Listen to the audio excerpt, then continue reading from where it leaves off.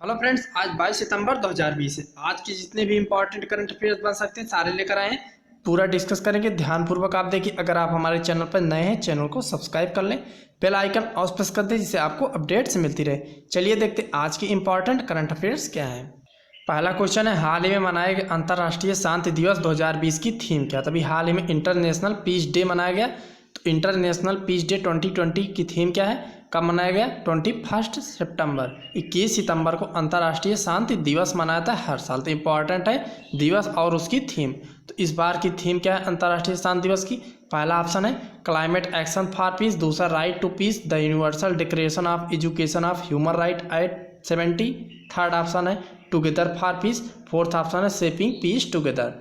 ध्यानपूर्वक देख लीजिए। पहला क्लाइमेट एक्शन फॉर पीस, दूसरा right to peace, the universe declaration of education of human right at 70, third option है टुगेदर फॉर पीस, फोर्थ है shaping peace together.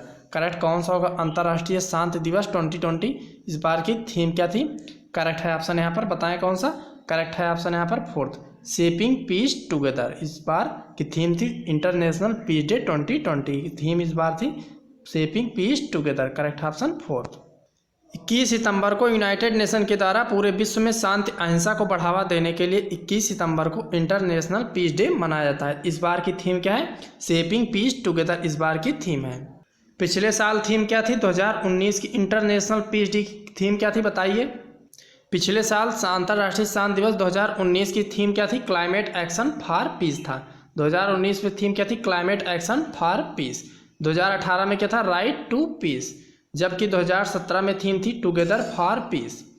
International peace day की theme क्या थी 2019 में? Climate action for peace. और 2020 में कौन सी? Shaping peace together. Correct option यहाँ पर फोर्थ। नेक्स्ट क्वेश्चन देखते हैं। भारतीय नौसेना ने पहली बार हेलीकॉप्टर स्ट्रीम में कितनी महिलाओं को शामिल किया था? अभी भारतीय नौसेना ने इतिहास में पहली बार हेलीकॉप्टर स्ट्रीम में कितनी महिलाओं को शामिल किया है? पहला 10 महिलाओं, दूसरा 15 महिलाओं, तीसरा 2 महिलाओं, चौथा ऑप्शन है 4 महिलाओं। करेक्ट कौन सा ऑप्शन बताइए? करेक्ट है ऑप्शन यहाँ पर तीसरा, 2 महिलाओं को भारतीय नौसेना ने पहली बार फ्रंटलाइन वार के लिए शामिल किया हेलीकॉप्टर स्ट्रीम में।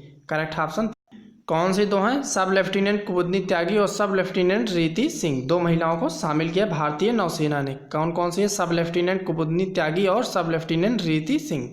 करेक्ट ऑप्शन यहाँ पर थर्ड, 2 महिलाओं को शामिल किया है। नेक्स्ट क्वेश्चन देखते हैं। नेक्स्ट, निम्न में से किसने चिकित्सा शिक्षा के लिए आईजी नोबेल पुरस्कार 2020 जीता है? निम्न में से किसने चिकित्सा शिक्षा के लिए आईजी नोबेल पुरस्कार 2020 जीता है? पहला डॉक्टर हर्षवर्धन सिंह, दूसरा पीएम नरेंद्र मोदी, तीसरा एम वेंकैया नायडू, चौथा ऑप्शन है मार्क अब्राहम। करेक्ट कौन सा होगा?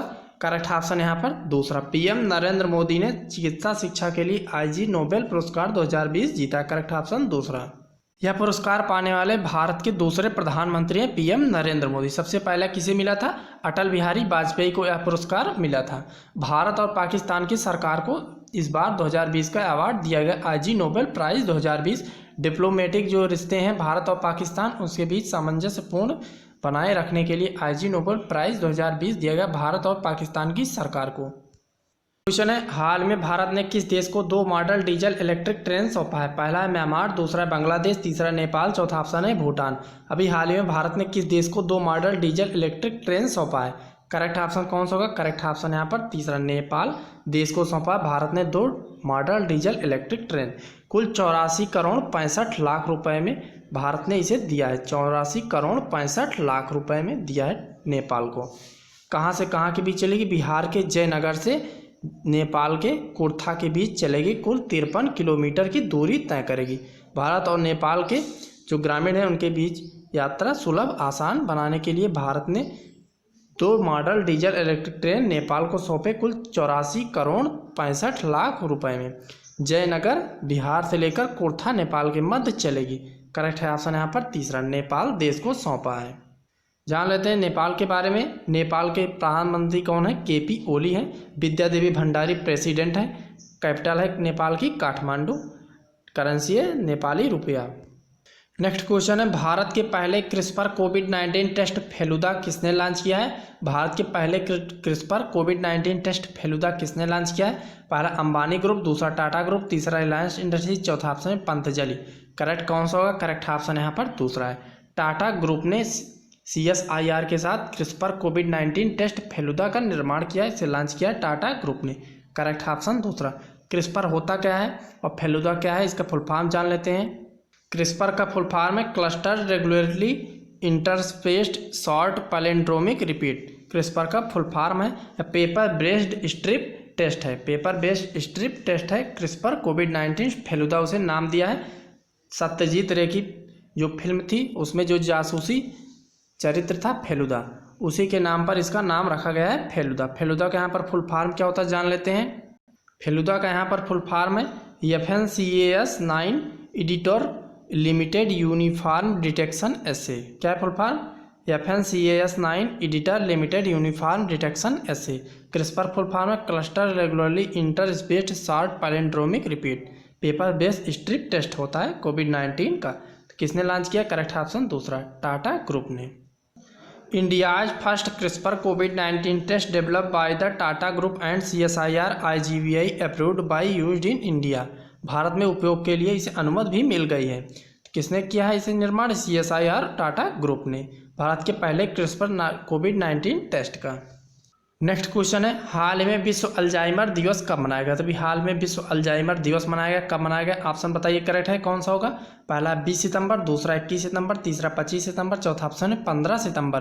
करेक्ट ऑप्शन यहाँ पर कौन सा होगा? करेक्ट ऑप्शन यहाँ पर दूसरा 21 सितंबर को विश्व भर में विश्व अल्जाइमर दिवस मनाया जाता है। करेक्ट ऑप्शन दूसरा। इस बार की थीम है लेट्स टॉक अबाउट डेमेंशिया। इस बार की विश्व अल्जाइमर दिवस 2020 की थीम क्या थी? Let's talk about dementia. विश्व अल्जाइमर दिवस 21 सितंबर को मनाया गया है, हर साल मनाया जाता है। अल्जाइमर को भूलने की बीमारी भी कह सकते हैं, क्योंकि इसमें जिस व्यक्ति को होता है उसे चीज़ें ज़्यादा देर तक याद नहीं रहती हैं, भूलता रहता है छोटी छोटी बातों को लेकर। तो इस बार की थीम है लेट्स टॉक अबाउट डेमेंशिया, इस बार की थीम है। नेक्स्ट क्वेश्चन देखते हैं। हाल ही में भारत ने किस देश को 25 करोड़ डॉलर की वित्तीय सहायता दी है? तभी हाल में भारत ने किस देश को 25 करोड़ रुपए डॉलर की सहायता दी है? करेक्ट ऑप्शन कौन सा होगा बताइए। पहला वियतनाम, दूसरा मालदीव, तीसरा ऑस्ट्रिया, चौथा ऑप्शन है मॉरिशस। करेक्ट ऑप्शन कौन सा होगा? 25 करोड़ डॉलर की वित्तीय सहायता भारत ने किस देश को दी है? करेक्ट ऑप्शन यहाँ पर दूसरा, मालदीव देश को दी है भारत ने 25 करोड़ डॉलर की वित्तीय सहायता। कोविड-19 महामारी से लड़ने के लिए मालदीव को दिया है भारत सरकार ने 25 करोड़ डॉलर रुपए की वित्तीय सहायता। मालदीव की कैपिटल क्या है? माले है। वहाँ की करेंसी क्या? मालदीवियन रुपया है, मालदीव की करेंसी। नेक्स्ट क्वेश्चन है 72वें एमी अवार्ड्स में आउटस्टैंडिंग सीरीज का अवार्ड किसे दिया गया है? अभी हाल में 72वें एमी अवार्ड हुआ, कहाँ पर हुआ? लॉस एंजल्स में हुआ। तो आउटस्टैंडिंग सीरीज का अवार्ड किसे दिया गया है? पहला क्रिक, दूसरा ओजार्क, तीसरा सक्सेशन, चौथा ऑप्शन है मॉर्निंग शो। करेक्ट कौन सा होगा ऑप्शन? करेक्ट है ऑप्शन यहाँ पर तीसरा, सक्सेशन ड्रामा फिल्म को आउटस्टैंडिंग सीरीज का अवार्ड दिया गया। 72वें एमी अवार्ड की घोषणा हुई लॉस एंजल्स में। सक्सेशन ड्रामा सीरीज को दिया गया आउटस्टैंडिंग सीरीज का अवार्ड। करेक्ट ऑप्शन यहाँ पर तीसरा है। नेक्स्ट क्वेश्चन है निम्न में से किस मंत्रालय ने देखो अपना देश श्रृंखला के तहत वेबिनार आयोजित किया है? तो किस मंत्रालय ने देखो अपना देश श्रृंखला के तहत वेबिनार आयोजित किया है? पहला है शिक्षा मंत्रालय, दूसरा खेल मंत्रालय, तीसरा पर्यटन मंत्रालय, चौथा ऑप्शन है पर्यावरण मंत्रालय। करेक्ट ऑप्शन यहाँ पर होगा, करेक्ट है ऑप्शन यहाँ पर तीसरा, पर्यटन मंत्रालय। टूरिज्म मिनिस्ट्री ने देखो अपना देश श्रृंखला के तहत वेबिनार आयोजित किया है promoting destination with authentication cuisine के साथ। इस टैगलाइन के साथ शुरू किया है promoting destination with authenticated cuisine. Webinar आयोजित किया है पर्यटन मंत्रालय। केंद्रीय मंत्री कौन है पर्यटन मंत्रालय के? प्रहलाद सिंह पटेल है केंद्रीय मंत्री पर्यटन मंत्रालय के, प्रहलाद सिंह पटेल। नेक्स्ट क्वेश्चन है HCL टेक्नोलॉजीज ने ऑस्ट्रेलियन IT फर्म DWS को कितने करोड़ों में खरीदा है? तो HCL कॉर्पोरेशन लिमिटेड टेक्नोलॉजी ने ऑस्ट्रेलियाई IT फर्म DWS को कितने करोड़ में खरीदा है? पहला ऑप्शन 200 करोड़, दूसरा है 845 करोड़, तीसरा 1000 करोड़, चौथा है 50 करोड़। करेक्ट कौन सा होगा? करेक्ट है ऑप्शन यहाँ पर दूसरा, 845 करोड़ रुपए में HCL टेक्नोलॉजी ने ऑस्ट्रेलियन IT फर्म DWS को खरीद लिया है। अब इनका कारोबार ऑस्ट्रेलिया में चलेगा। अभी भी हाल 1600 कर्मचारी हैं, 1600 लगभग कर्मचारी हैं HCL के ऑस्ट्रेलिया में कार्यरत। तो यहाँ पर करेक्ट होगा ऑप्शन दूसरा, 845 करोड़ रुपए में ऑस्ट्रेलियाई IT फर्म DWS को खरीद लिया है। फ्रेंड्स ये थे आज की इंपॉर्टेंट करंट अफेयर्स। कल मिलते हैं नए इंपॉर्टेंट करंट अफेयर्स के साथ। नमस्कार।